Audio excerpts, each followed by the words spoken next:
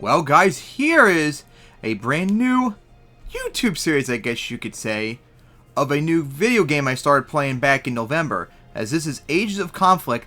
This is, funny enough, something I've been trying to do, honestly, since, like, the mid-2000s, when it came to, like, grand strategy, basically.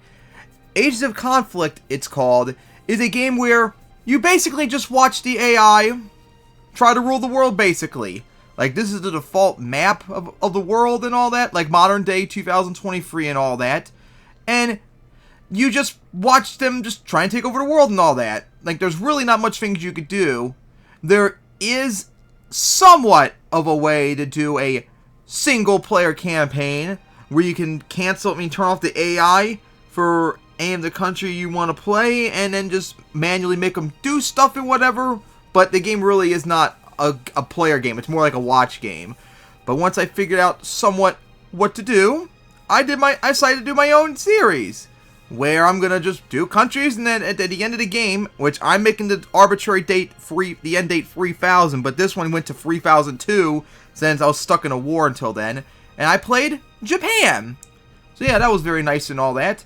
As got to zoom in, try to get into Japan, and of course gotta use the mouse buttons. So yeah, when you play as Japan, you only have like a few options to fight.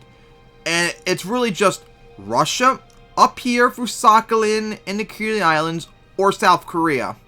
Like, this game, you can't just like attack anyone you want. No, you have to have borders and all that, and naval borders, which pretty much would have been just South Korea and Russia at the start. So yeah, that's what I did.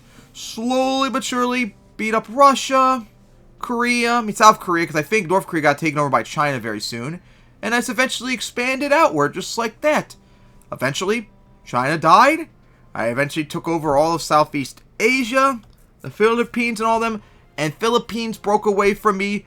Myanmar broke away from me, and I made my vassals. And I had a tug, and I spent the rest of the game going back and forth with Australia, where we just kept taking turns obliterating each other. Like, I made like all the way like down here, like the northern part of Australia I took over, but then they kicked me back, kicked me out, then I kicked them back in there, then kept going back and forth, and recently they just whooped my ass big time. They took over almost all of Borneo and parts of the Philippines, and that's because I was also busy fighting Sri Lanka, who took over all of India here, and we went back and forth forever until they eventually just died. And over here used to be Mongolia, and then, as my ally, but they got taken over by Norway.